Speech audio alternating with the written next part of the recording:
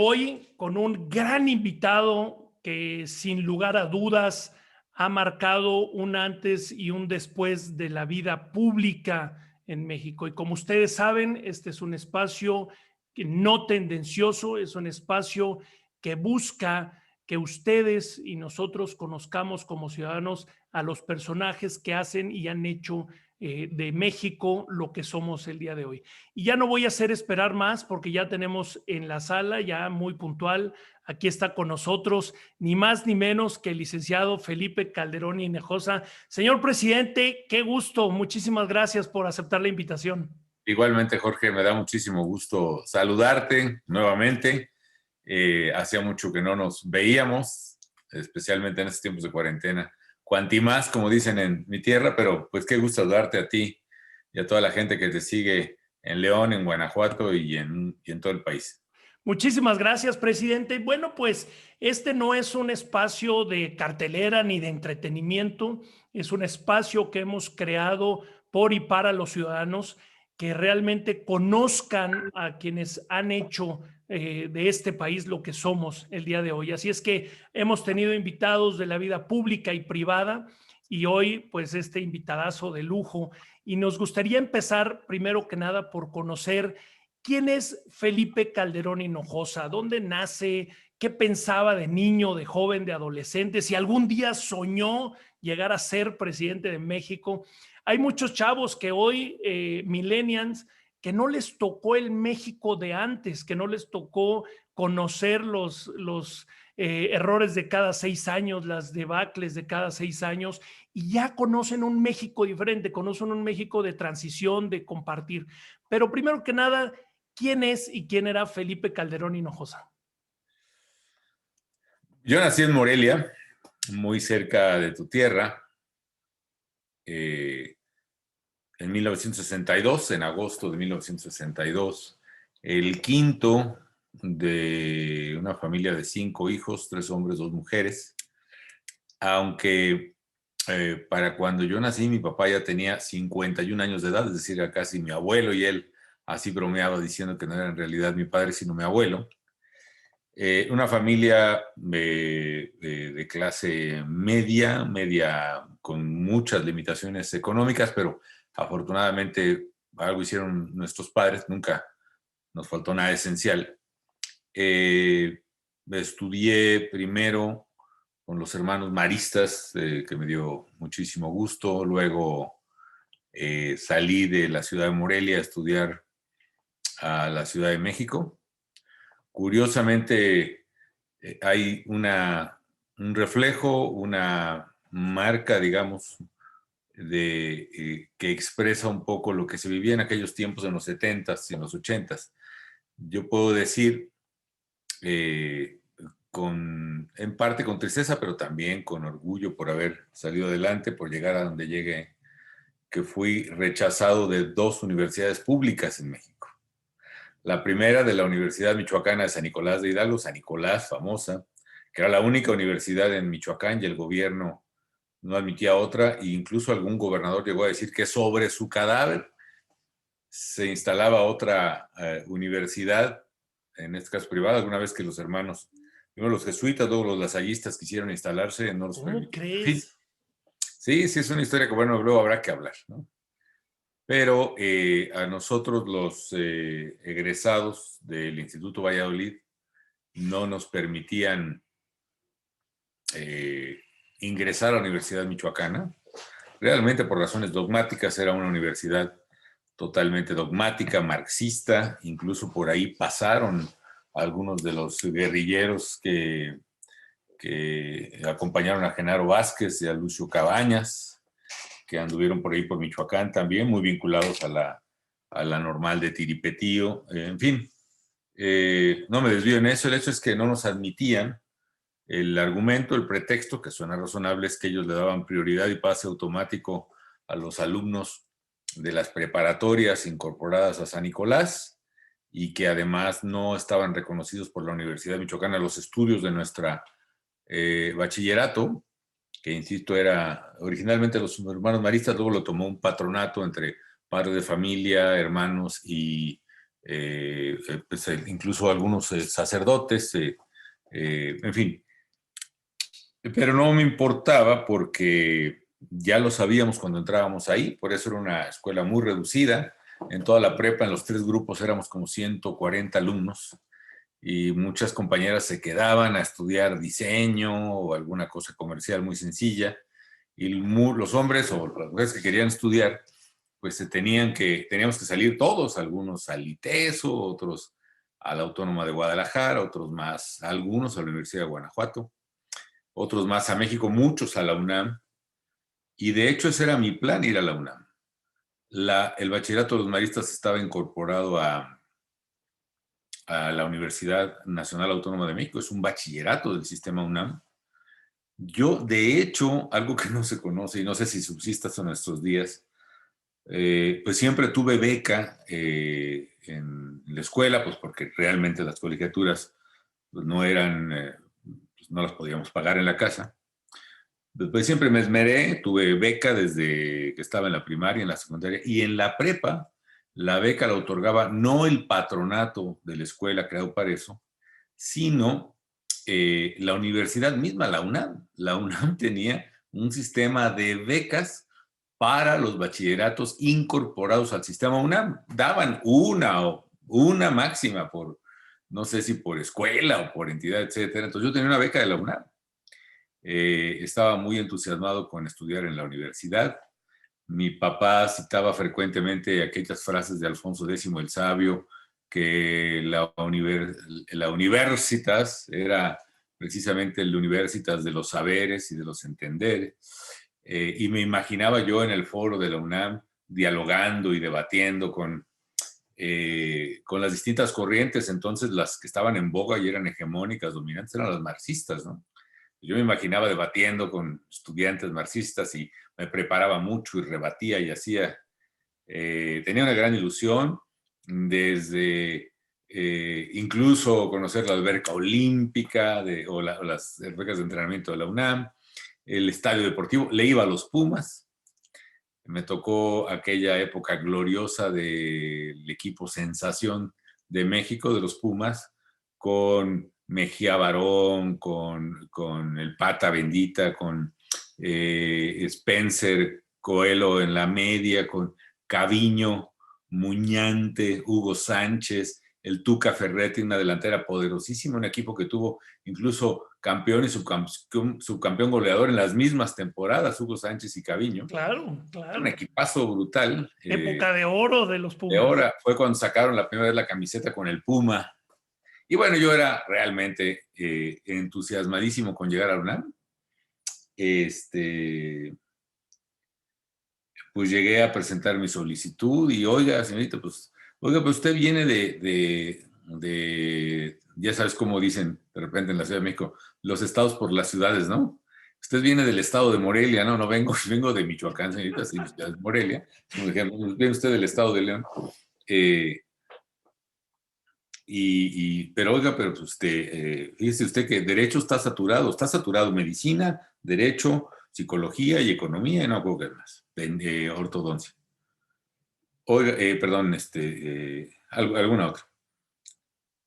Oiga, pero pues yo estoy en una prepa. No, pero no le hace. Entonces aquí primero entran los alumnos de las preparatorias de la UNAM, el famosísimo pase automático. Y luego los demás, y pues aquí no hay cupo, está saturado de derecho. Pero señorita, yo tengo aquí mis certificados de la UNAM, cheque porque está incorporada la UNAM, tenía un promedio perfecto, ¿no? Cerrado, y a los 5 minutos, siguiente. Entonces no pude entrar tampoco a la UNAM. Con ayuda de algún amigo, finalmente alcancé a registrarme en la Libre de Derecho. Y estudié Derecho y fui muy feliz ahí, por cierto, una gran escuela. Ya para terminar con parte académica, siempre tuve la inquietud siempre tuve el servicio público, el servicio a los demás, digamos, y concretamente el servicio a través de la política, una de cuyas vertientes es el servicio público, como algo obligatorio. En la casa, eso aprendíamos de mi papá y mamá, ¿no? Para nosotros la política no era, como se dice, el arte del poder o el arte del dominio o la manipulación, era realmente una obligación moral de servir a los demás a través del ejercicio del servicio público, a través de la conducción del poder hacia el bien común. Sea desde la oposición como vigilancia, que era lo único que podíamos hacer, sea desde el ejercicio mismo. Y por otra parte, me inquietaba mucho un ejercicio que hizo mi papá, que fue en algunos años, pues todo era, creo que de las primeras personas a las que se llegó a pagar un sueldo. Entonces mi papá era oficial mayor, corresponsal de prensa, editorialista, atendía a los estudiantes que iban a hacer preguntas sobre el PAN, que eran muy pocos entonces, y estaba preocupado porque los diputados y dirigentes del PAN no tenían respuestas firmes, fuertes a los problemas nacionales. En otras palabras, decían muchas tonterías algunos de ellos. En esa Entonces, parte, en esa parte de la vida de Felipe Calderón, tres preguntas. ¿Cómo era visto Felipe Calderón en una ciudad, en la capital, cuando llega? ¿Cómo era visto por sus compañeros, por la gente que se rodeaba? Un chavo que venía de Michoacán, buscando superarse, buscando primero la máxima casa de estudios y después de la libre derecho. Esa es la primera. La segunda, ¿cómo veía Felipe Calderón al México de ese momento, a la Ciudad de México y al México país de ese momento? Y esa mira, tercera era, pues ajá. había un hegemónico, no había más, no había mucho para dónde hacerse. Si me permites, déjame terminar mi argumentación y mis ideas, porque es un poco lo que me habías platicado. La idea pues, es poderse contestar pues, con calma. Hay cosas que difícilmente se contestan en otro contexto, ¿no?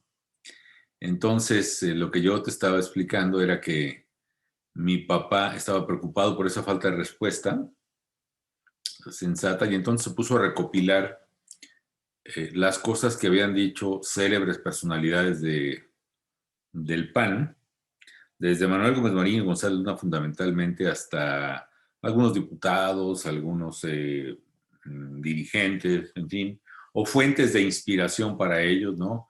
Jacques Maritain, Teilhard de Chardin, en fin. Y entonces se puso literalmente a cortar y a pegar, cut and paste, pero no en la computadora, sino a recortar y a pegar con resistol en un cuadernito declaraciones que habían salido en el periódico, que estaban en algún librito o algo así. Y a ese librito le llamó respuestas. Entonces tú buscabas un tema y salía una respuesta que alguien había dicho y era como una especie de manual para contestar, ¿no? Pero esta idea de dar respuesta a los problemas nacionales era la que a mí me marcaba mucho. Y entonces fue guiando un poco lo que yo decidí estudiar. De hecho, en la prepa, mi papá me dio clase de sociología, una clase magnífica. La verdad, era una escuela chiquita, el Valladolid, ya es muy grande ahora, pero tenía unos maestrazos, ¿no? Mi papá daba clases de sociología, una clase impecable. Todavía tengo su libro de iniciación a la sociología. Me dio clase de filosofía y de literatura universal, un sacerdote, el padre Albor, que tenía un doctorado en Friburgo, por ejemplo, y que fue un gran, que era, por cierto, una familia de Salvatierra, me acuerdo, un hombre inspirador. Otro que me dio ética y literatura mexicana, que es actualmente obispo en San Cristóbal de las Casas, por ejemplo, Rodrigo. En fin, había una doctora en literatura dando también, o sea, los maestros daban derecho, historia patria, filosofía también. Los hermanos Estrada Sámano, que tenían una lucidez extraordinaria. En fin, una gran prepa. Química, pues ya sabes, una gran científica, porque pues, eran los años de chamba, ¿no? Bueno, regreso a donde estaba. Pero mi papá tenía esa idea de dar respuesta, y entonces yo un día le dije, papá, pues yo quiero estudiar Derecho. Eso es lo que pensaba estudiar. Pero anoche me invitaron a una conferencia de Luis Pasos, imagínate, estoy hablando del 79, y para aquella época había pasado la devaluación del 76, la locura de Echeverría destrozando el país a diestra y siniestra, una inflación galopante, una devaluación del peso que destrozó a miles, quizá millones de familias mexicanas entonces. Y fui a una conferencia, Luis Paso se cobraba, por cierto, y un amigo me invitó, su papá. Fuimos y me impresionó mucho, la verdad. He discrepado mucho con Luis en muchas cosas. Luego él me daría clase en la Libre, por cierto, y tengo una gran amistad y lo quiero mucho. Luego trabajó conmigo, por cierto, en el gobierno. Y tengo la duda de estudiar economía. Yo no sabía que eso existía, la verdad. Entonces me dijo, mira, la verdad es que pues, tú tienes capacidad de estudiar las dos cosas, ojalá las puedas estudiar, pero si no, estudia la carrera de una y la maestría de otra. Y es un consejo que les daría a los chavos, ¿no? Ahora, viéndolo bien, es más fácil, derecho te da una visión universal y un criterio humano, ¿no? Economía también te lo puede dar, pero la visión puede ser menos universal. En otras palabras, es más fácil estudiar la carrera de Derecho como un marco general y luego estudiar algo especializado, fuera economía, finanzas, lo que fuera.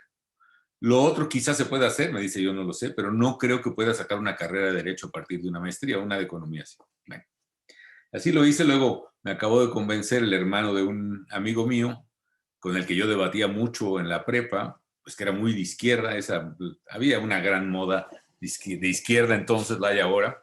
¿Quién dice, de quién es esta frase? Creo que de Bernard Shaw, ¿no? De que quien tiene 20 años y no es socialista es porque no tiene corazón, ¿no? Y quien tiene 40 años y sigue siéndolo es porque no tiene cerebro, ¿no? Entonces, debatíamos mucho, nos respetábamos, por cierto, y un día que regresó él en unas vacaciones, él estaba en la UNAM estudiando sociología, por cierto, dijo, oye, Roberto, ¿cómo te va? Bien, está excelente. Oye, ando viendo si estudio, qué bien, si estudio Derecho, ¿cómo está economía allí en la UNAM? Excelente, está en la línea dura y está el esto. Y empecé a revisar el programa. Tenía, de los 5 años de la carrera, eran 4 años de un curso de estudio del Capital de Karl Marx. Entonces dije, no, esto de plano no es para mí. Entonces me fui a Derecho y así seguí. Fui muy feliz en Derecho, perdón por esta circunvalación que di la parte académica. Luego estudié Economía, como lo había propuesto, aunque muchos años después. Ingresé a la maestría de Economía en el ITAM. Para esto yo ya era asambleísta en la Ciudad de México, ya había acabado mi carrera, ya trabajaba. Tuve que dejar el trabajo porque curiosamente gané mi primer distrito por mayoría en la Ciudad de México, en Coyoacán, Portales. Fui asambleísta. Yo trabajaba en un banco, entonces los bancos habían sido expropiados por el gobierno. Hay que recordar eso, que los chavos, yo creo que no lo pueden creer, pero hubo un momento en que un presidente expropió los bancos y expropió muchas empresas, se los quedó para el gobierno, lo cual demuestra que cualquier locura, las locuras ocurren y las locuras se pueden repetir, especialmente cuando hay gente loca que toma decisiones. Entonces, nomás para el apunte. Como yo trabajaba en un banco que era de gobierno, tú no podías tener un cargo público y dos cargos públicos, digamos. Entonces, pues, pedí licencia en el banco y acepté la asamblea. Estudié la maestría de Economía con mucha dificultad porque fueran muchos años sin el dominio matemático al que tuve que volver a reaprender a hacer cálculo diferencial, integral, para las maximizaciones y optimizaciones en economía, cosa que me fue muy útil después. Y ya pasado el periplo del PAN, de la presidencia del PAN incluso, en que me tocó tomar muchas decisiones por el bien del país, pero con costos personales importantes. Por ejemplo, a mí me tocó negociar la reforma política con Ernesto Zedillo, que creó por primera vez el IFE ciudadano, aquel presidido por José Woldenberg, que ha seguido siendo el mejor IFE en la historia de México, que permitió precisamente la organización de las elecciones del 2000, que permitió la alternancia y el triunfo de Vicente Fox. A mí me tocó negociar esa reforma política democratizadora, una reforma de transición democrática, y también me tocó apoyar las medidas que México tuvo que tomar precisamente para sacar al país de la crisis brutal llamada de Tequila en 94-95, que destrozó al país y que había destrozado, por cierto, el sistema financiero y bancario, y que había que emplear el boquete era tal que había que sanear las finanzas de una manera importante. Me tocó apoyar eso a un costo político muy alto, y yo había decidido ya dejar la política, y entonces lo que hice fue irme con Margarita y 2 hijos, uno de ellos tenía 2 meses, me fui a estudiar a Estados Unidos, la maestría que siempre quise hacer buscando las respuestas, que era la de Administración Pública, en la que entonces era y creo que sigue siendo la mejor escuela de gobierno del mundo, que es la Escuela John F. Kennedy de la Universidad de Harvard. Entonces, estuve ahí muy contento, creo que fueron los mejores años de mi vida hasta entonces, en paz.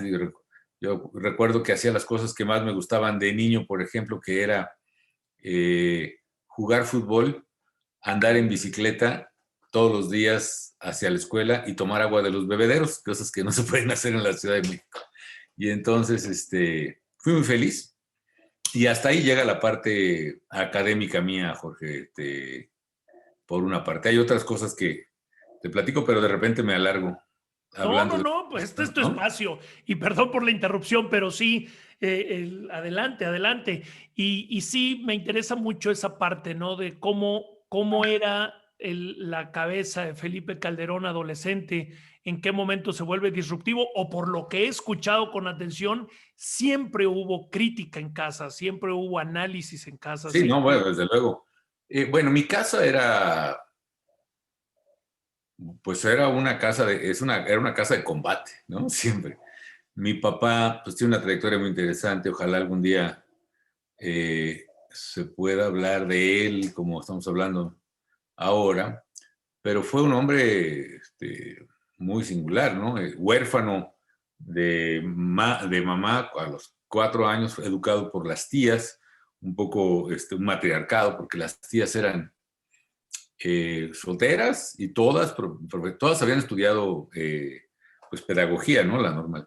De hecho, la tía Lolita, que era la verdadera matrona de la casa, no la matrona, la matriarca de la casa, perdón, la matriarca, fue la primera mujer graduada de la Universidad Michoacana de San Nicolás. La primera Wow, mujer en la historia. wow. Una maestra muy rígida, etcétera. Mi papá se educa ahí porque el abuelo se volvió a casar.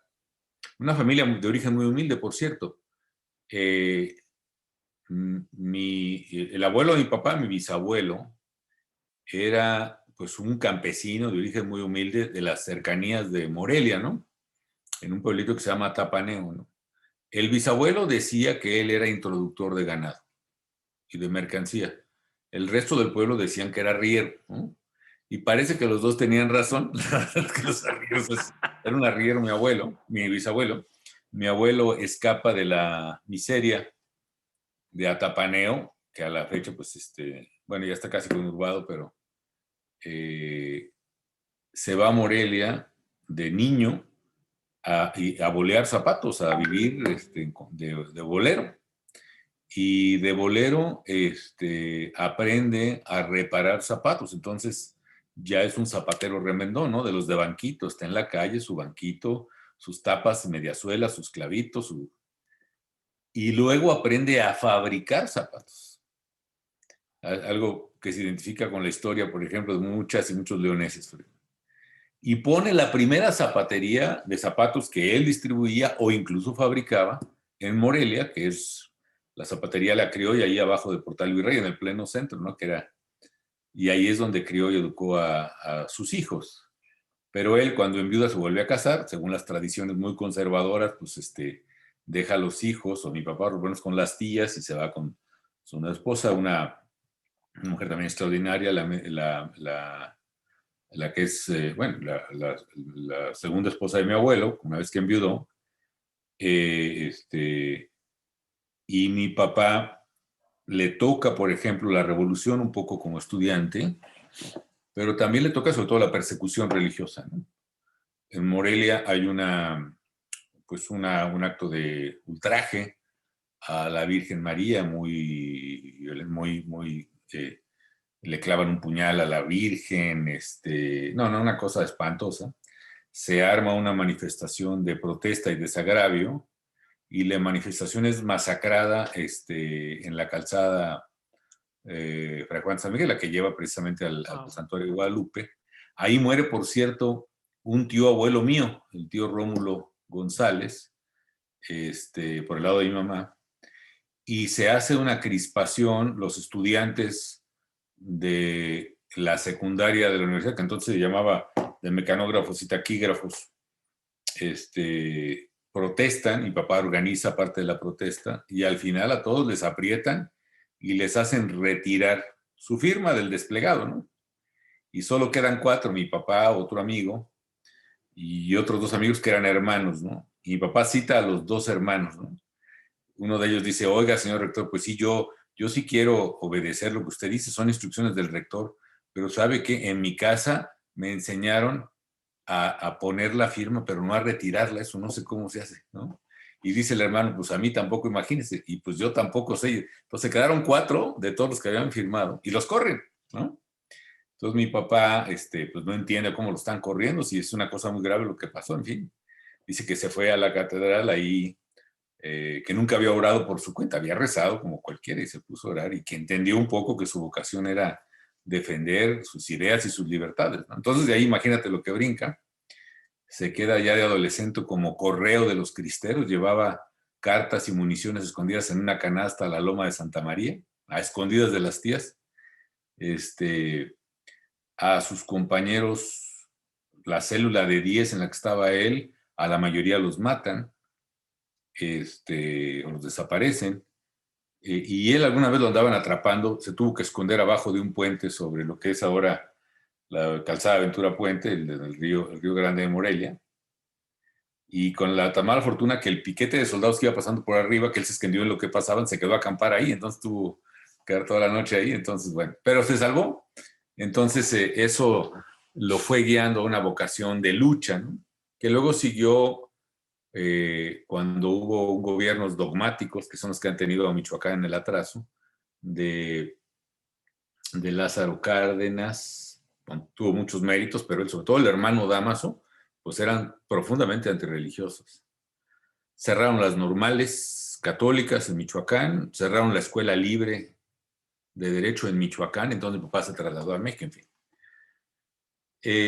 Mi papá entonces organiza la Unión Nacional de Estudiantes Católicos, muy de la mano de los jesuitas, ahí conoce a sus mejores amigos, y luego cuando viene la lucha por la autonomía universitaria, en los 30, en que Cárdenas precisamente le quita el subsidio a la Universidad de México, a lo que es la UNAM, y para cancelar la libertad de cátedra, porque si ya estaba reformado el artículo 3, en el sentido de que la educación socialista era la que prevalecía en México y el socialismo había descubierto la verdad científica del materialismo dialéctico, si la verdad estaba descubierta, pues qué caso tenía que hubiera libertad de cátedra. Entonces, cancelan la universidad, crean el Politécnico, cancelan los recursos de la universidad y en la universidad se arma un movimiento verdaderamente popular de estudiantes, maestros, padres de familia y sociedad para defender a la UNAM, encabezadas por el rector que dona su sueldo, muchos maestros donan su sueldo o la mitad para sostener la universidad y logran salvar a la universidad. El rector era precisamente Manuel Gómez Bonilla. Y ahí los estudiantes católicos partidarios de la libertad de cátedra defienden al rector y eso hace que en el tiempo se forme, pasada esta anécdota o este episodio, se forma una alianza de lucha por derechos políticos y libertades que lleva a Gómez Morín a fundar el PAN y entre ellos a llevar a los estudiantes que lo apoyaron, a muchos de ellos, a los maestros, entre ellos a mi papá. Entonces mi papá era un luchador desde entonces y pasa el tiempo ya en Morelia y ya casado, que se casó muy grande, pues en mi casa, pues era una utopía, ¿no? Un gobierno autoritario, partido único, todo controlado por el mismo partido, por el PRI, todos los gobernadores, todos los alcaldes, todos los senadores, casi todos los diputados, en fin. Y no solo eso, se había vuelto ya un gobierno represor porque había pasado el 68. Y sin embargo, había pequeñas islas de dignidad ciudadana, ¿no? Algunas de ellas en León, otras en Torreón, en la Ciudad de México, en Guadalajara, en Monterrey, en Morelia, en Puebla. Y una de esas islas, pues estaba mi papá y sus compañeros, Miguel Estrada Iturbide y otros. Entonces pasaba lo que entonces, que como nadie quería ser candidato, pues mi papá le caían y le leían la cartilla, como dice la cartilla moral, le caían sus amigos y que acuérdese del deber, etc. y mi papá siempre acababa aceptando ser el candidato. Yo no entendía por qué mi mamá lloraba después, pero ya luego se reincorporaba, iban a misa y adelante. Porque mi papá perdía su trabajo, ¿no? Trabajaba en una aseguradora, luego en una unión de crédito, luego general hipotecaria, y pues siempre llegaba la campaña y lo despedían. Entonces sí sufría mucho la familia. Pero para mí, de niño, pues comprenderás, Jorge, que pues yo lo único que entendía era que mi papá era candidato y pues muy padre de ser, porque mi papá de ser muy fregón, ¿no? Es el que entonces de niño lo acompañaba a repartir propaganda, salía de la escuela y nos íbamos a tocar puertas, nos íbamos a los mercados, aprendí a poner las cornetas, conectar las cornetas del sonido a la batería de los coches, en fin, cosas que eran divertidas. Y entonces ese oficio lo aprendes, pues como aprende un niño de su papá que es zapatero o que es comerciante o que tiene un estanquillo, una tienda, etcétera. Aprendes el oficio de casa. Y para mí ese era el oficio de casa, tocar puertas, convencer a la gente, dar mensajes, criticar al gobierno, obviamente. Y así empecé. Claro, de adolescente, pues te empiezas a dar cuenta de que las cosas no funcionan, ¿no? Que incluso empiezas a ser visto entre los compañeros, sobre todo en el Valladolid, pues generalmente gente, familias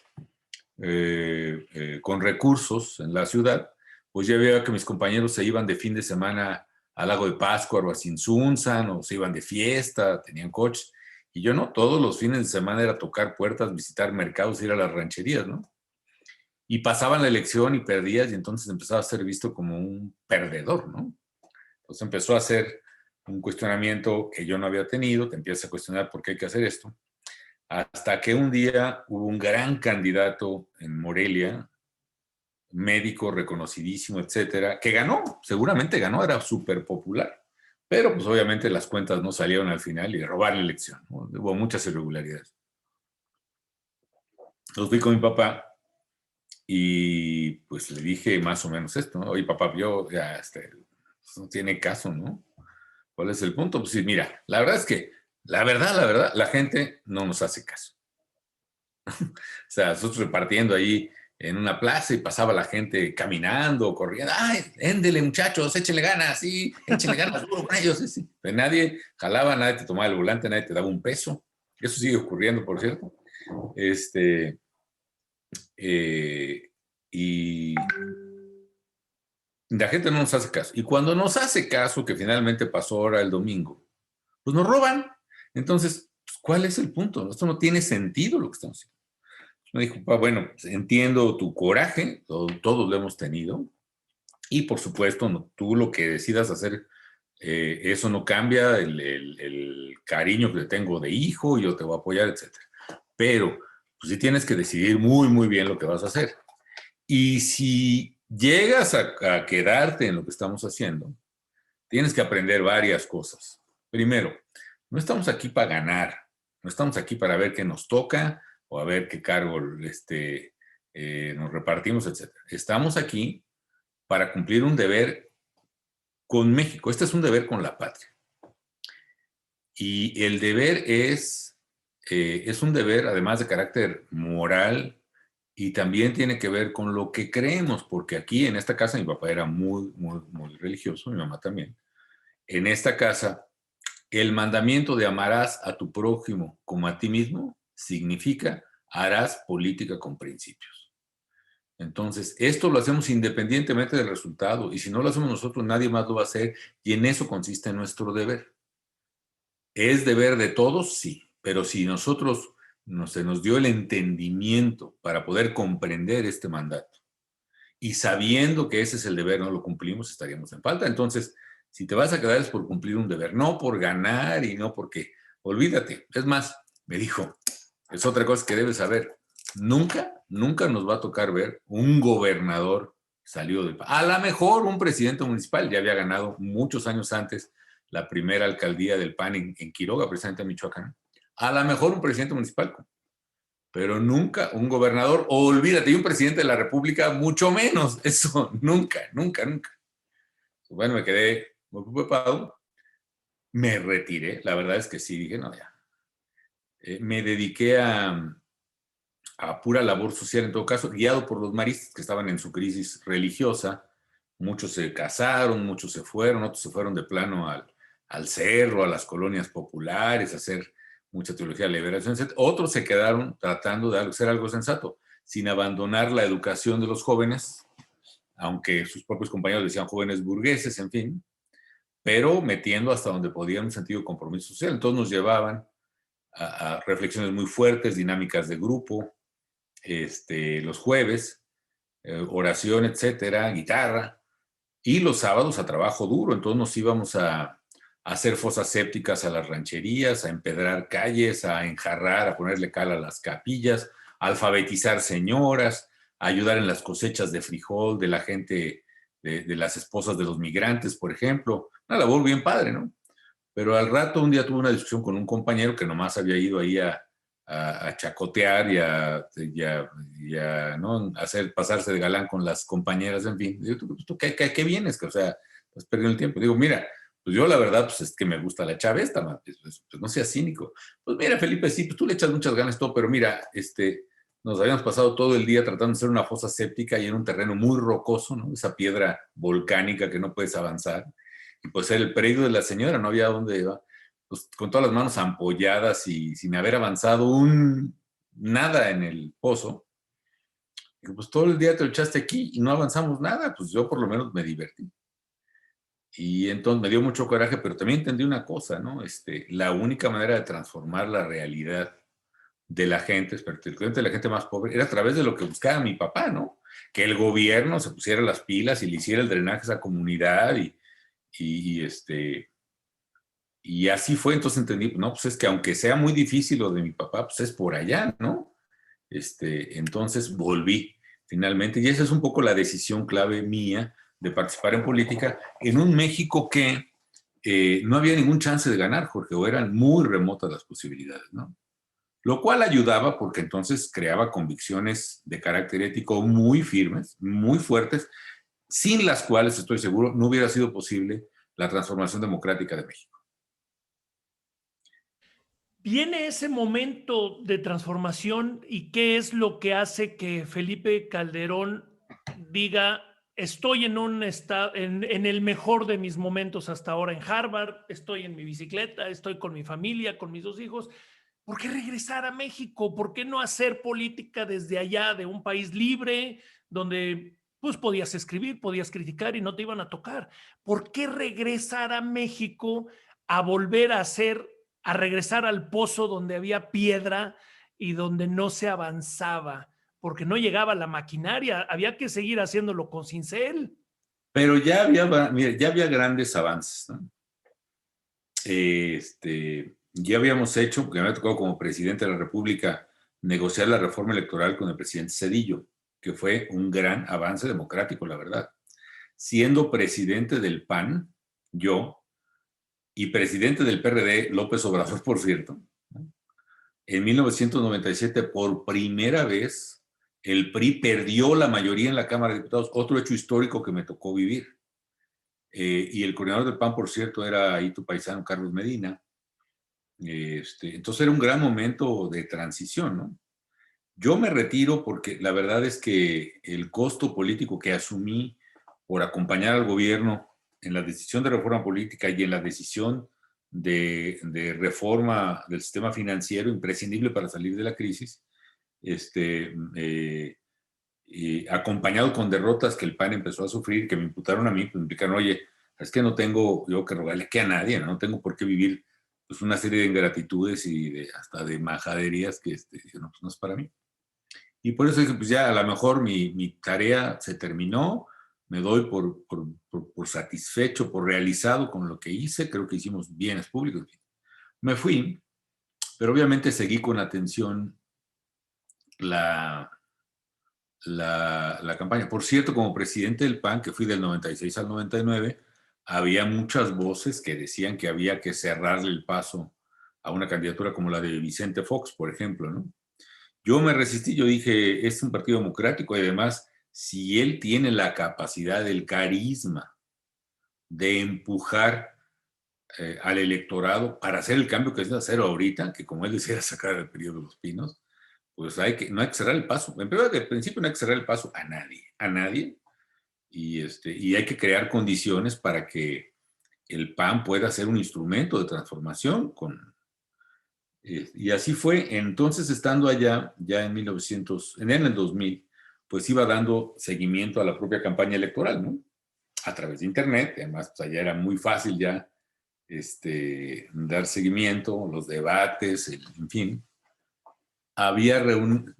Los mexicanos en Harvard nos reuníamos de vez en cuando, particularmente a ver los debates en casa de alguien, en algún departamento, en algún restaurante, en fin.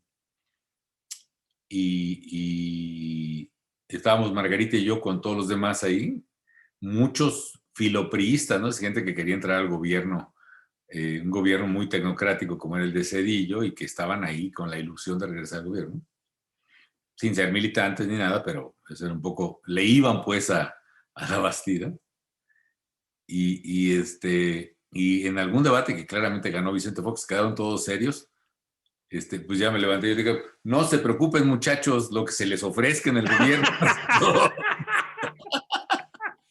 ¿Qué les invito? ¿Qué les invito? Ya, pues se relajó el ambiente, entonces empezamos una buena amistad, ¿no? Pero yo sí les dije un día a los chavos, miren las encuestas, cómo van, la tendencia, etcétera. Las cosas que aprendes mucho en economía, ¿no? El manejo de estadística y el manejo de grandes números, en fin. Yo creo que va a ganar Vicente Fox. Va a ganar Fox. Y todo el mundo se quedó, pues, en fin. Y estábamos en esa, y un día Luis Felipe Bravo me preguntó, me dijo que había pues que estaba mucho la tensión, la grilla interna del PAN, que siempre se pone muy fea para las candidaturas plurinominales, ¿no? Pero me dijo que, la verdad, él sentía que era un buen perfil y que la mía podría generar o entrar sin generar fricciones, o que podría generar cierto consenso, ¿no? Y efectivamente fui y me entré hasta el primer lugar de la lista. Me dio mucho gusto, ¿no? Y la acepté. Y eso me hizo volver. Terminaba yo mi maestría justo en junio del 2000. Todavía alcancé a regresar a México y acompañé a Vicente Fox en varios trayectos de su campaña. Y estuve ahí el día de las elecciones en el edificio, en el cuartel, que era el edificio nuevo del PAN. Un edificio, por cierto, cuyos recursos se consiguieron cuando yo era presidente del PAN, y se concursó el proyecto arquitectónico y se empezó a construir bajo mi presidencia. No lo alcancé a inaugurar, pero se inauguraba justo el 2 de julio del 2000 y ahí estuve. Entonces, eso me hizo regresar, ¿no? La ilusión de que habría grandes cosas. Luego fui electo coordinador parlamentario, un grupo muy grande, 206, que creo, Jorge, fue el trabajo más difícil que he tenido en mi vida política. Y ese es más difícil porque está lleno de cosas buenas y esperanzadoras, pero también cosas de la parte humana. También entras a lo más mezquino y a lo más bajo y a las traiciones, puñaladas, ambiciones, cuánto me toca el dinero, no, una cosa. Pero bueno, esa es un poco la historia del regreso, ¿no? Ya lo demás fue, bueno, esa historia ya hablaremos quizá, no sé si hoy o otro día, pero lo demás, después de coordinador parlamentario, me invita Vicente Fox al gabinete, entro como director de Banobras. Algunos pensaban que era un puesto muy bajo para haber sido coordinador, presidente del PAN. No importó, yo quería poner en práctica todo lo que había aprendido de economía y de administración pública, me sirvió mucho. Hice un programa verdaderamente transformador en materia de asesoría y financiamiento a municipios y a los estados. Le metimos muy fuerte al programa de infraestructura. Se diseñaron los primeros proyectos PPP en México. Uno de ellos, por cierto, un hospital en León, bajo un proyecto público-privado, en el que el gobierno pagaría el servicio. Originalmente iba a ser todo el servicio hospitalario, pero luego con la presión del sindicato se acordó que el concesionario construía el hospital y mantenía, digamos, la hotelería, es decir, la comida, la ropa, etcétera. Y el gobierno pagaría un fee, un servicio cada año, y eso permitió financiar obra pública. Entonces hubo 3 proyectos que diseñamos allá en Banobras: el Hospital de León, la carretera Irapuato-La Piedad, creo, que se pagaba o sea, la empresa concesionaria pagaba la construcción y el gobierno le pagaba por el aforo, y la Universidad Politécnica de San Luis también.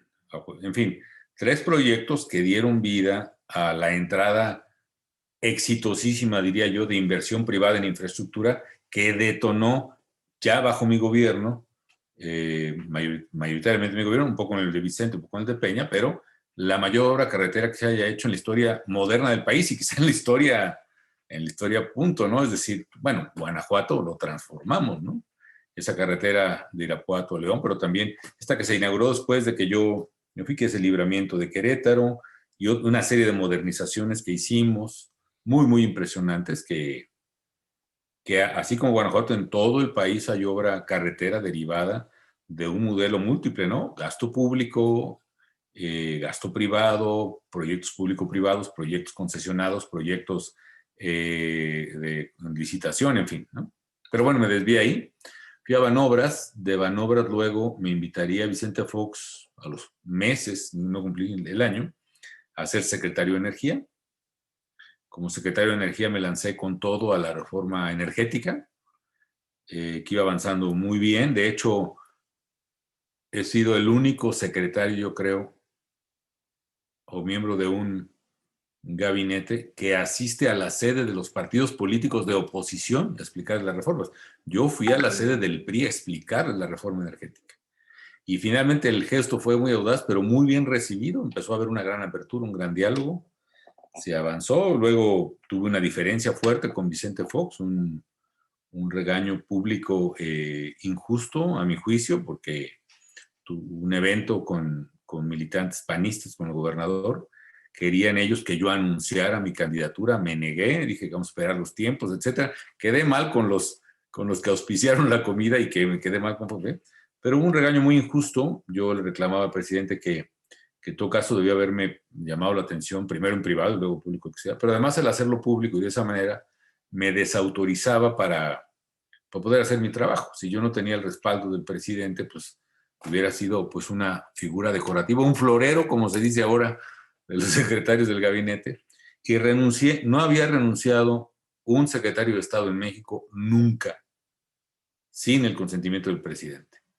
Fue duro, fue difícil, pero de ahí luego hicimos la candidatura a la presidencia de la República, y bueno, ya la historia posterior es conocida, ¿no? Pues vamos entrándole a esa historia conocida, porque hay muchos chavos que como comentábamos al principio, ya estamos hablando de hace ya algunos ayeres, y viene el honor y la responsabilidad de gobernar a México, un país en donde se había hecho por primera vez un cambio, una transición, después de 70 años de hegemonía, con Vicente Fox. ¿Qué sigue? ¿Cómo asume Felipe Calderón ese cargo? ¿Cómo asume la presidencia? ¿Con qué objetivos, qué visión y qué recibe? ¿Y cuál es su objetivo después de tantas anécdotas, tanto estudiado, tanto caminado, tanto soñado? Y la pregunta del millón, ¿es difícil gobernar a México? Bueno, esa es la pregunta. Yo creo que si es del millón sale muy barato, porque pues la verdad es la más fácil, es la respuesta más fácil. Es dificilísimo gobernar un país como México. No es cierto, como dijo el actual presidente, que no tiene ciencia. No es cierto. Se requiere conocer los problemas y también saber cómo pueden enfrentarse los problemas, ¿no? Resolver es quizá mucho decir, ¿no? Pero enfrentarse desde el plano teórico y desde el plano práctico. Y requiere rodearse realmente de las mejores y de los mejores hombres. Yo honestamente sí confío en que me rodeé de, si no todos, la gran mayoría de gente de una enorme capacidad. Yo creo, en honor a la verdad, que tuve de los mejores gabinetes económicos que haya habido en México, ¿no? En fin, ¿cómo asumo? Primero asumo en condiciones muy complejas, básicamente porque la elección había sido muy cerrada y el candidato que perdió, que es López Obrador, que nunca ha reconocido ninguna derrota, no es un demócrata, ¿no? Es decir, para ser demócrata se requiere saber ganar y saber perder. Él nunca ha sabido eso, nunca reconoce toda la fuerza política que tenía básicamente además concentrada en la Ciudad de México, la orienta a derrocarme, es decir, a dar un golpe constitucional, por duro que suene, así era, es decir, a impedir que un presidente electo por mayoría de los mexicanos tomara posesión. Ese es un golpe constitucional. Y desde ese primer día incluso era el problema. La Constitución entonces decía que si el presidente electo no se presenta a la sede del Congreso a tomar protesta, se le debe llamar a un sustituto, así de plano. Entonces, la tirada de López Obrador hábilmente era impedirme a toda costa llegar al Congreso y tomar posesión. Y fue muy duro porque incluso hasta gente nuestra o gente del PAN se prestaba a eso, de buena fe, ¿no? Como diciendo, vamos a evitar un acto violento. Todavía a la madrugada del 1 de diciembre me hablaban senadores del PAN para convencerme de que me fuera a otra sede alterna, que ya habían hablado con el PRI, que ya habían hablado con el PRD, que todos estaban de acuerdo que yo tuviera la ceremonia en otro lugar. Le digo, oye, no, chato, si yo no tomo posesión como presidente de México en el Congreso, primero se corre el riesgo de que consumen el atraco constitucional, que es llamar a un sustituto. Y dos, aunque no lo hagan, aunque me sostenga, pues voy a ser un presidente totalmente debilitado, incapaz de gobernar, sin fuerza. No lo dije, pero luego pienso una metáfora de Luis Mejía, un hombre que quiero mucho, un paisano mío que es muy ocurrente, un hombre muy valioso, que dice, bueno, iba a estar como quinceañera, no sabría dónde pararme, ¿no? Y la verdad es que ni dónde pararme. La verdad es que tomé la decisión con riesgos porque habían encadenado las puertas del Congreso, había explosivos dentro del recinto, había armas dentro del recinto. Y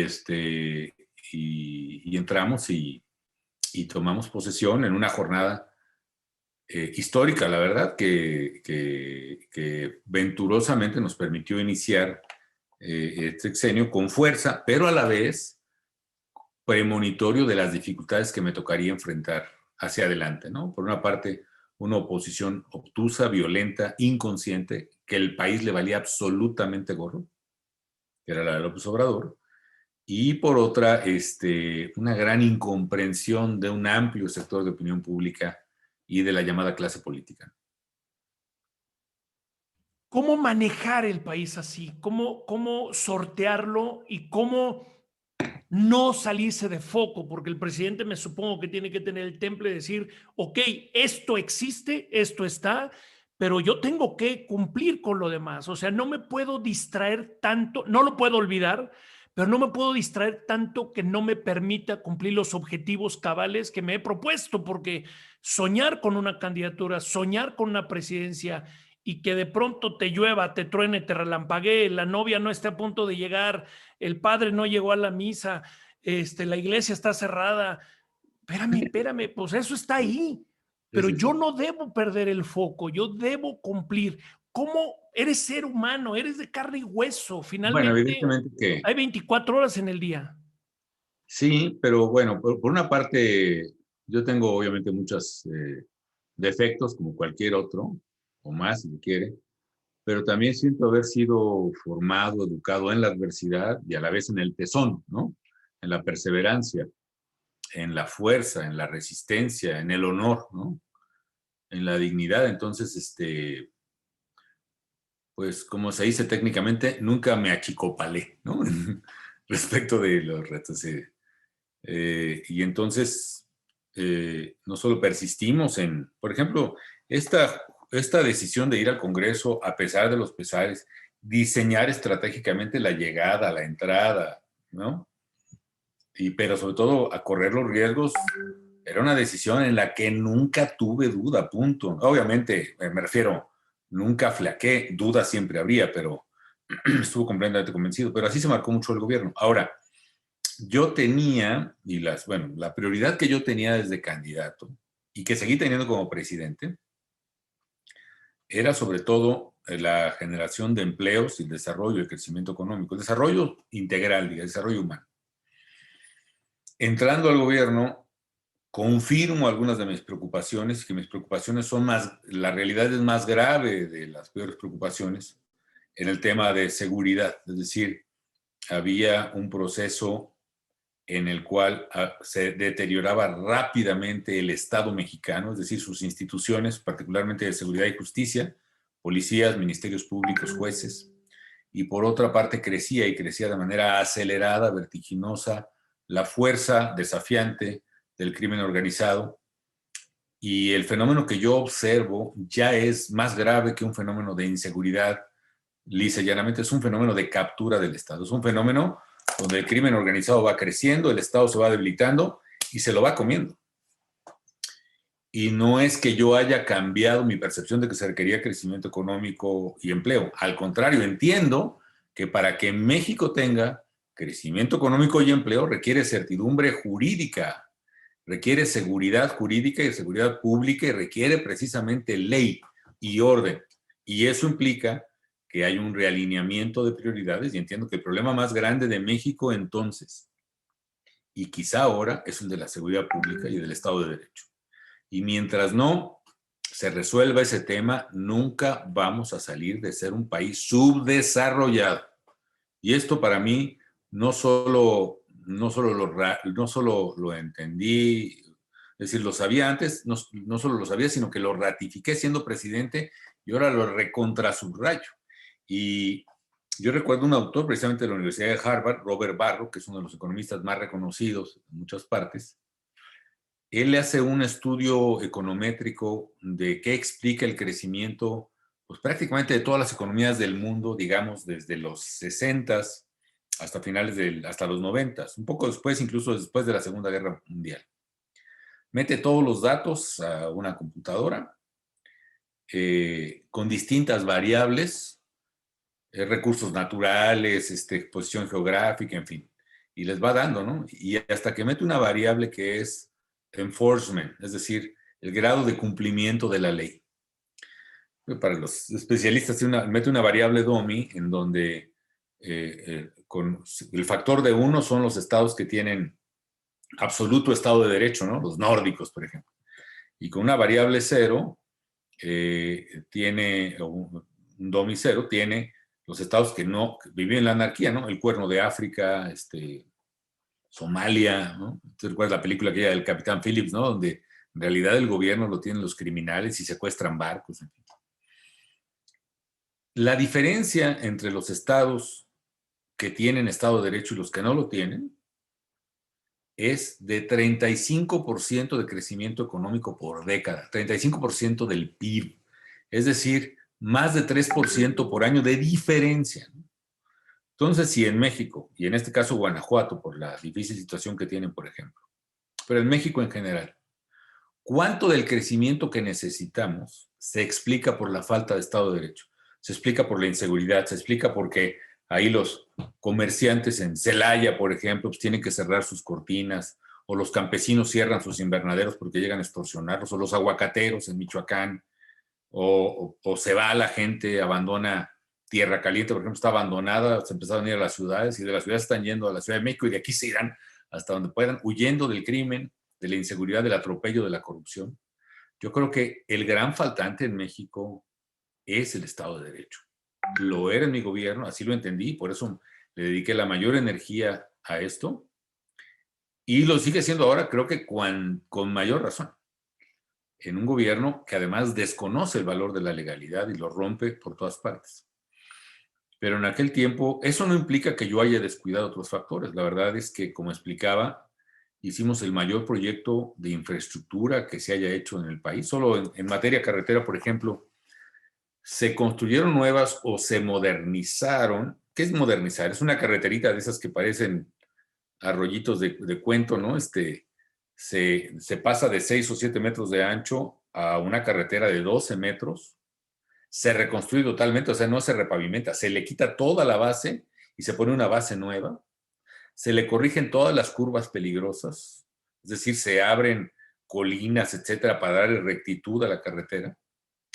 Y se deja una carretera de 12 metros en excelentes condiciones, con 2 carriles, sí, pero con espacio suficiente para rebasar y además acotamiento. Y eso, por ejemplo, eso produjo una reducción brutal de las más importantes en el mundo en accidentes viales en carretera en México. pero modernizamos o construimos nuevas, más o menos 23,000 kilómetros de carretera. Es un poco equivalente, es más de lo que se pudo construir o modernizar en las 2 administraciones anteriores y casi tanto como las 3 administraciones anteriores, ¿no? La distancia del Polo Norte al Polo Sur, eso creo que cambió mucho a México.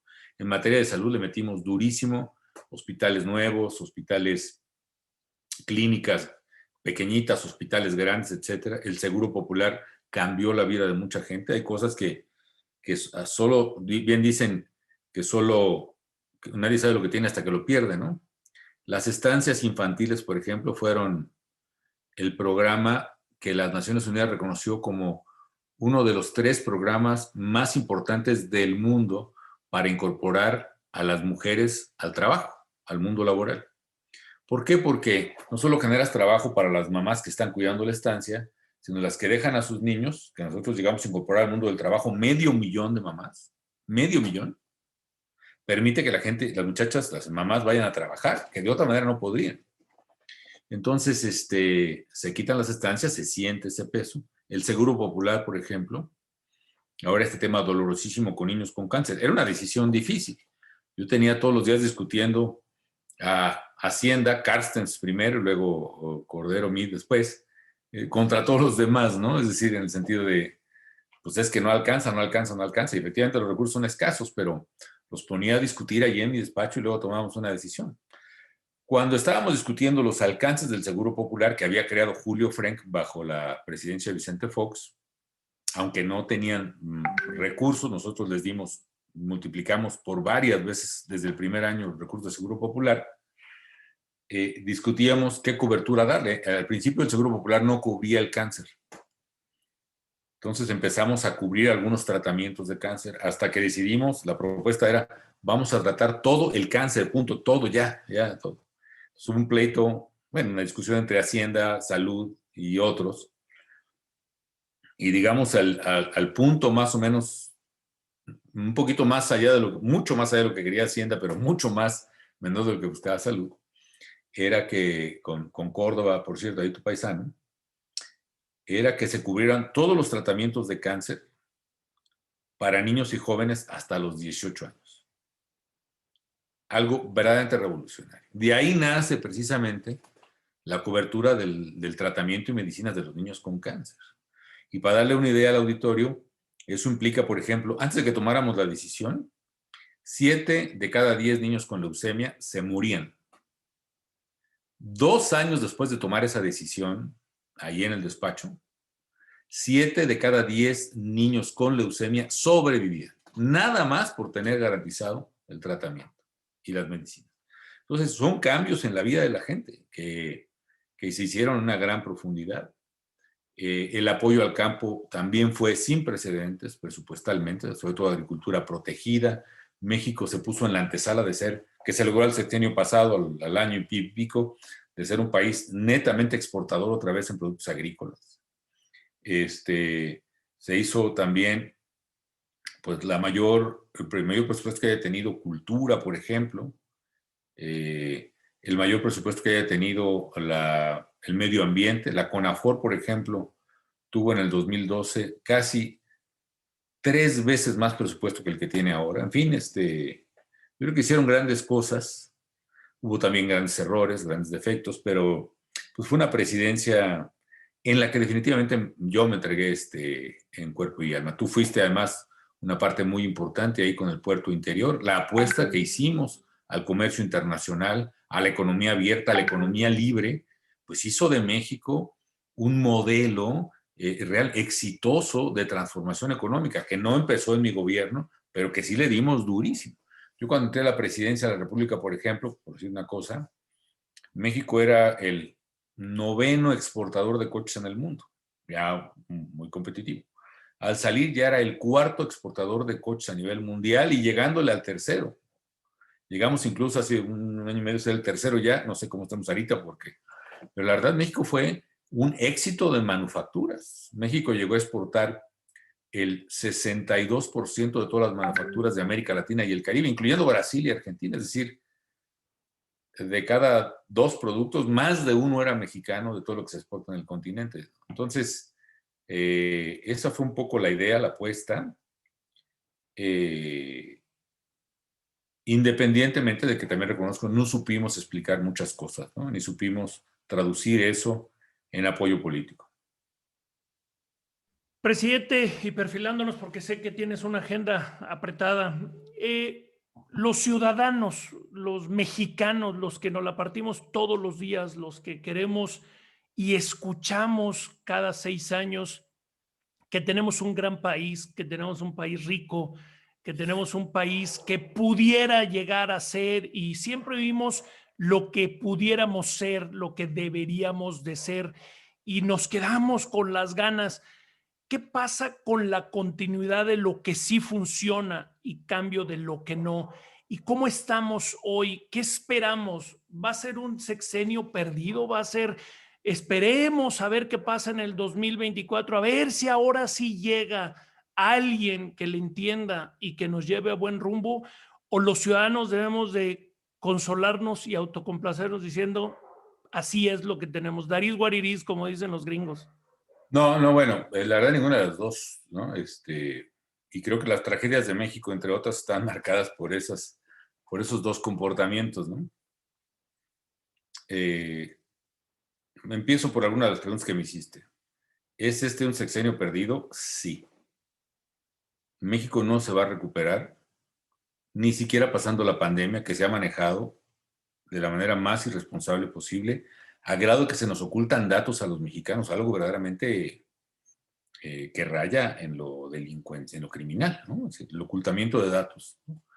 Se calcula que hay, tan solo de medir el número, lo que llaman el exceso de muertes, es decir, el número de mexicanos que han muerto en el 2020 por encima del promedio de los 5 años anteriores, ese número ya anda llegando a los 300,000, Jorge. Es decir, más de 3 veces más que el dato que nos están dando de muertos por COVID, que sabemos además que México es el país que menos pruebas de COVID hace en el mundo. Claro, nos gana por ahí Corea y Venezuela y Cuba, Irán, pues que no son ejemplos de información y transparencia, ¿no? Corea del Norte. Pero este manejo tan irresponsable, pues nos va a retrasar la recuperación, pero aún pasando, no va a haber recuperación. Te voy a decir por qué, porque ya nadie va a invertir en un país donde el gobierno quiebra las leyes, hombre. Desde lo del aeropuerto, el ataque a las inversiones en energía renovable, la amenaza constante, las decisiones de la Corte, ¿no? Y las instituciones que pensaban más sólidas, el INE, la Corte y el Tribunal Electoral, todas que tienen que ver, dos con México Libre y la otra conmigo, o sea, las tres conmigo, el afán del presidente, su obsesión de perseguir los mitos o los prejuicios o los traumas que tenga contra mí, lo llevan al extremo de romper toda institucionalidad. Y el Estado de Derecho no existe, eso lo sabe cualquier inversionista, hombre. Y de invertir en México con un presidente que un día, sin más, en una mañanera puede anunciar que se queda con una empresa. O invertir en Australia o en Colombia o en el propio Estados Unidos, donde la inversión puede ser garantizada y protegida, pues se va a invertir allá. Y si no hay inversión, no va a haber empleo ni va a haber crecimiento. Entonces, yo definitivamente este sexenio lo veo claramente en términos económicos y desarrollo perdido, así como lo dices, y deteriorándose, que eso es lo más grave, lo cual implica que la gente va a ser más pobre. Sí, yo creo que es importante el esfuerzo que hace el gobierno de apoyar a la gente pobre, repartiendo sus apoyos de dinero, pero en primer lugar pues hay que ver si está llegando el dinero, ¿no? Porque aunque la mona se vista de morena, mona se queda, ¿no? Y sabemos que hay una corrupción brutal y la debe haber más porque se están haciendo repartos de 350,000 millones de pesos sin reglas de operación, sin padrón de beneficiarios y con un ejército electoral, porque los cierres de la nación son el ejército electoral que fue construyendo Andrés Manuel a lo largo de casi 15 años. Entonces, primero, vamos a ver si ese apoyo llega a la gente que lo necesita, pero suponiendo que llegue, eso no compensa lo que da un ingreso familiar en condiciones de trabajo y empleo, ¿no? Es decir, lo que puede ganar una familia donde uno o dos de sus integrantes o tres pueden ganar con un trabajo digno en condiciones de crecimiento económico, ni remotamente se compensa con lo que recibe el abuelo de una pensión. Y entonces el deterioro de las familias va a ser cada vez mayor, con lo cual el deterioro de la inseguridad se exacerba. Se exacerba por condiciones socioeconómicas y se exacerba además porque no solo le han bajado, no solo no le han dado más, le han quitado dinero a la seguridad, tanto federal como de los estados y municipios. La materia ambiental peor que nunca, no hay desarrollo tecnológico, en fin, yo sí veo muy complicado. Ahora, ¿qué hacer? En primer lugar, yo creo que es un error esperar al 24, porque tenemos este enorme defecto los mexicanos de pensar que va a llegar un iluminado a rescatar al país, ¿no? Y eso no puede ser, eso no existe. Yo me acuerdo cuando hacíamos de jóvenes, a mí me tocó fundar lo que se llama la organización juvenil del PAN, la Acción Juvenil, que al principio era sin presupuesto, el chavo que llegaba a reclamar y cuáles son las diputaciones que nos van a dar a los jóvenes. No, aquí no vienes a pedir, aquí vienes a dar. Pero entonces, ¿qué me va a ti vas a tener el privilegio de estar en la trinchera, en el frente de batalla por un México mejor. ¿Lo tomas o lo dejas? Los que se quedaban eran puros guerreros, ¿no? Entonces poníamos para sacar lana, hacíamos kermeses y ferias y dábamos el grito en el ángel, poníamos nuestros puestecitos. Y un puesto que poníamos, que a mí me gustaba mucho, era una como casa de campaña, una carpita, y decía, con esta idea de que el 24 va a llegar alguien, pase a conocer al hombre, entonces decíamos, al hombre que va a salvar a México, ¿no? Pase a conocer a quien va a salvar a México. Ya dabas un peso, cobramos, ¿ya? Y entrabas y le prendíamos la luz y era un espejo así, de cuerpo completo, ¿no? ¿No? Este es la persona que va a salvar a Y México. Y sí, sí, lo sigo pensando. y sí. Mientras dejemos nuestra responsabilidad ciudadana en manos de otros, poquitos, ellos no van a poder y es muy probable que jalen para su molino. Decía mi papá, en paz descanse, que la política es tan importante que no podemos dejársela solo a los políticos. Y se requiere una participación masiva, responsable, informada, constante, entregada de miles y miles, decenas de miles, cientos de miles, millones de mexicanos, por lo menos 2 millones, 2 millones de 130 que somos, trabajando todos los días, todas las semanas, en política, vigilando al gobierno, criticando al gobierno, participando en cosas de la comunidad, entrando a elecciones, buscando mejores candidatos, etcétera. Por esa razón, eso nos llevó a fundar México Libre, porque las opciones encargadas de hacer eso están cerradas, están monopolizadas, se volvieron en vacas de ordeña y no dejan entrar a los ciudadanos. Nosotros el movimiento que hicimos permitió la entrada de muchos ciudadanos de buena fe, como los que van a salvar a México, y por eso el daño que hace este quiebre institucional violatorio del derecho en la Corte, en el INE y en el TRIFE, en el Tribunal Electoral, es tan grande que no solo me afecta a mí, Felipe Calderón o a Margarita Zavala, sino que afecta a México cerrándole la vía más importante de rescate y de restablecimiento de vida institucional, que solo se puede dar a través de la participación ciudadana responsable, que es lo que estábamos buscando. Y quizá lo sigamos buscando independientemente del registro sin él, pero pues será una cosa que tendremos que ver en los próximos días y semanas. Que es precisamente, y con esto voy a mi penúltima pregunta ya para el cierre, que históricamente terminaba un presidente y se iba de México, bajaba la cortina y decía, con permiso, hasta Cedillo. Se queda Vicente Fox, se queda el presidente Felipe Calderón en México, por eso a veces nos da risa que digan que se va a hacer una consulta para juzgar, pues aquí estoy, si he hecho algo, pues aquí estoy, no estoy escondido, no me he ido a ningún lado. ¿Por qué se queda Felipe Calderón y Margarita Zavala en México? ¿Qué no era mejor? Como muchos críticos dicen, ya fue su tiempo. México no tiene tiempo, estaremos de acuerdo. México es todos los días. México hay que seguir. No importa que ya se haya llegado a la máxima tribuna, que es el servicio de ser presidente. ¿Por qué se queda Felipe Calderón y Margarita Zavala y por qué siguen siendo visibles? Son dos cosas distintas. Nos quedamos porque somos mexicanos y nos gusta México. Y aquí nacimos y aquí vivimos y si Dios quiere aquí moriremos. No tenemos que ir a ninguna otra parte. Sí, yo de hecho internacionalmente pues me va muy bien, me reciben muy bien, me invitan a universidades. Estuvimos incluso después de la presidencia otro año y medio más en Harvard, casi 2 años, muy contentos, muy a gusto. Pero este es nuestro país, esta es mi tierra, esta es mi casa donde hemos vivido los últimos 20 años, esta es mi biblioteca, son mis libros, aquí están mis hijos, aquí están enterrados mis padres, aquí están mis hermanos, este es mi clima, este es mi tierra, esta es mi música. ¿Por qué CH puntos suspensivos? Yo tengo que irme de México, ¿no? Que se vayan los que, digo, no digo que nadie que se vaya, pero este es mi país, nadie me lo puede arrebatar y punto.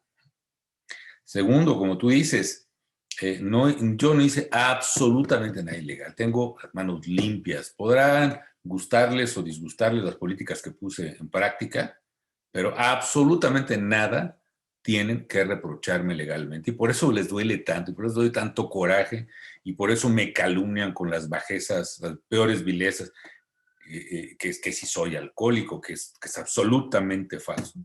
Y con lo que si mi familia o que si mis hijos, en fin, todo lo que se inventan para agredirme e insultarme, y lo hacen porque saben que no tengo nada que ocultar, ¿no?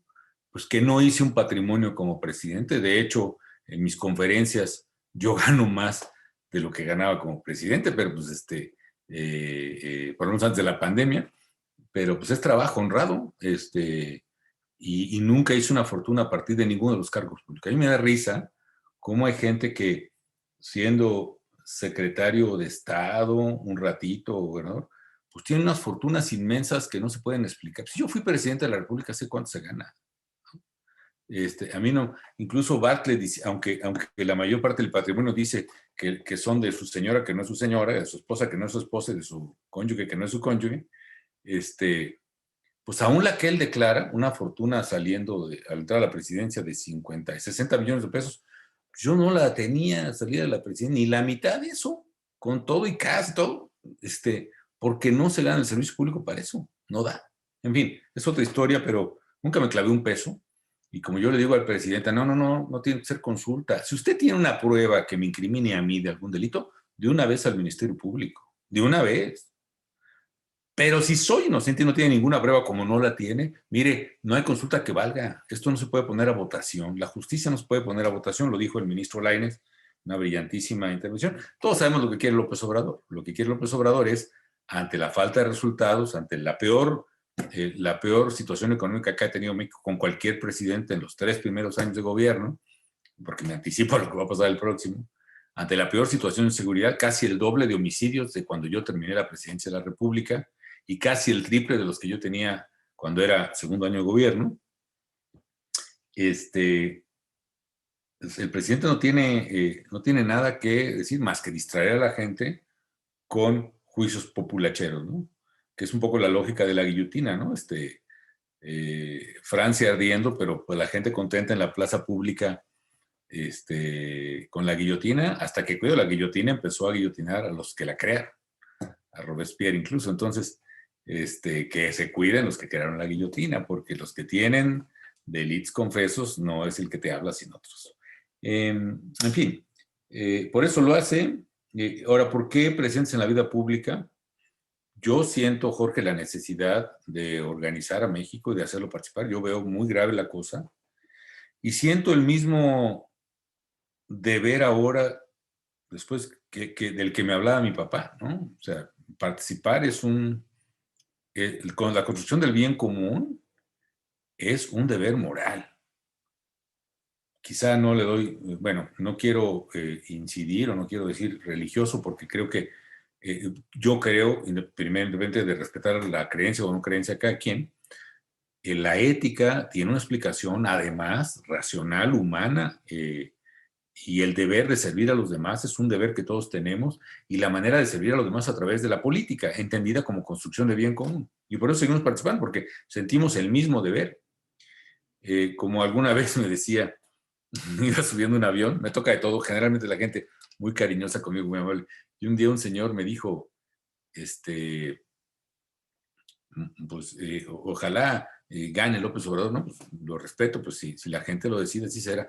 Me dice, no, y además ya le toca. Digo, oiga, no, ahí sí no, pues, si no es lotería, oiga, como que ya le toca. Si no es lotería, no es de que yo ya tuve o no tuve. Efectivamente, yo pudiera retirarme, liberarme de todos estos insultos, calumnias, puñaladas, ofensas que se empeñan en proferirme algunos día con día, que son más que compensadas gratamente con el cariño y el apoyo de mucha gente, mucha gente en la calle, en los restaurantes, en el súper, en fin, que nos prodigan, pero sobre todo porque creo que hay que construir sociedad civil organizada con participación política. Esa tarea, y como decía mi papá, si no la hacemos nosotros, pues no es por nada, pero ¿quién la va a hacer? Si yo veo que hay mucha gente que está ya trabajando en organizar a la sociedad, en traer a la gente de su ensimismamiento, de su preocupación, de su angustia, de su pánico por México, decirle, cambia, como decía Margarita, tu indignación en acción, cambia tu preocupación en acción, cambia tu angustia en acción. A la hora que mucha gente está haciendo eso, yo me doy por servido, bien tranquilo, y van a llegar muchos jóvenes. Debieran llegar muchos jóvenes con el liderazgo, con la fuerza, con el empuje, con la visión a hacer eso, ¿no? Mientras tanto, ¿quién lo va a hacer, Jorge? Puedo estar equivocado, pero el que tenga vocación, carácter y también pues, cierto grado de valentía y de decisión de tenerlo esto como misión de vida que te llega al grado de jugártela y arriesgarte contra un gobierno autoritario, pues hay que hacerlo mientras se pueda, porque luego va a ser demasiado tarde y será, como dice la escritura, el llanto y el rechinar de dientes, ¿no? Yo prefiero no llegar a eso. ¿Cómo le gustaría a Felipe Calderón Hinojosa ser recordado?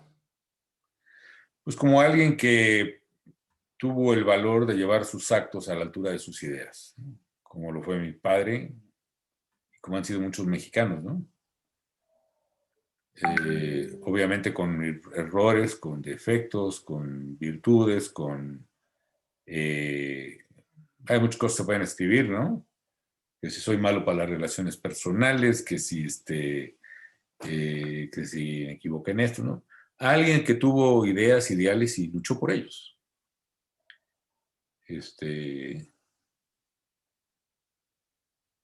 No sabría cómo. Pues que sí, que le dio a su vida, encontró un sentido en su vida y trató de llenar ese sentido o buscar ese motivo, pues todos los días que pudo, ¿no? Felipe Calderón Hinojosa, presidente de México 2006-2012, muchísimas gracias por haber compartido con nosotros esta charla sumamente amena. Hay muchos temas que quedan en el tintero, muchas cosas que desahogar. Ojalá no sea ni la primera ni la última. Es un espacio abierto totalmente para ti, para todos quienes quieran participar, sin ningún distingo. Gracias de veras. Nos quedó pendiente, vienen las elecciones en Estados Unidos. ¿Cuál es la apuesta? ¿Trump o Biden? ¿Con quién nos va mejor o con quién nos va peor? Bueno, yo definitivamente estoy seguro que con Biden nos va a ir mejor, ojalá gane.